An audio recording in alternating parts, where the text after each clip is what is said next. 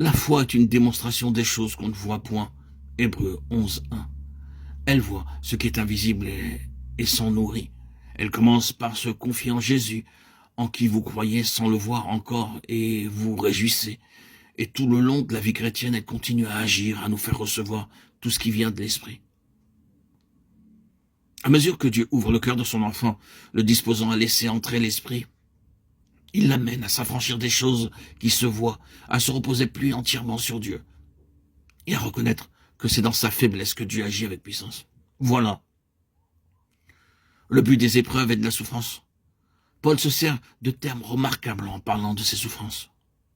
Nous regardions comme certains notre arrêt de mort, afin de ne pas placer notre confiance en nous-mêmes, mais de la placer en Dieu qui ressuscite les morts. 2 Corinthiens 1:9. Paul aussi courait le risque de se confier en lui-même. Rien n'est plus naturel. Toute vie a foi en elle-même, et jusqu'à la fin, la nature est conséquente avec elle-même. Pour accomplir l'œuvre étendue qu'il avait à faire, il lui fallait une foi au Dieu vivant, qui ressuscite les morts. Dieu l'y amena par l'affliction qu'il atteignit en Asie, lui apportant son arrêt de mort. C'est l'épreuve même de sa foi qui fut le moyen de la fortifier. Dans le contexte, il appuie sur le fait que c'est en participant à la mort de Christ qu'il fait l'expérience de la puissance de la vie de Christ en lui. C'est cette foi-là qui lui fait dire, sachant que celui qui a ressuscité le Seigneur Jésus nous ressuscitera aussi. Il fallait que Jésus mourût pour que l'esprit de vie pût se répandre. La vie de Jésus a pris naissance dans la tombe. Elle est issue de la mort. De même pour nous, c'est quand chaque jour nous mourrons à nous-mêmes, portant partout la mort du Seigneur Jésus. C'est quand la chair, le moi, sont crucifiés et maintenus dans la mort. C'est quand nous entendons notre arrêt de mort frapper tout ce qui est du moi, que se manifeste en nous la vie et l'esprit de Jésus.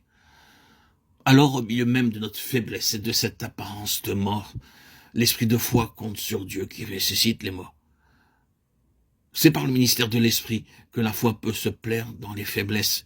2 Corinthiens 12:10, pour que la puissance de Christ la revête de sa force. C'est quand notre foi ne vacille pas en s'arrêtant à la faiblesse du vase d'argile. C'est quand elle reconnaît que ce n'est point de nous-mêmes que doit venir notre force, mais de Dieu seul, que l'Esprit agit alors, avec la puissance du Dieu vivant.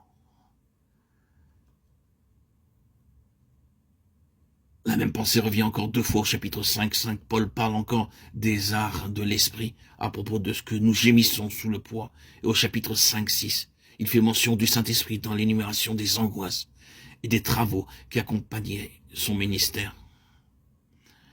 La présence du Saint-Esprit en lui était, il le savait, le ressort caché, la force divine de son ministère.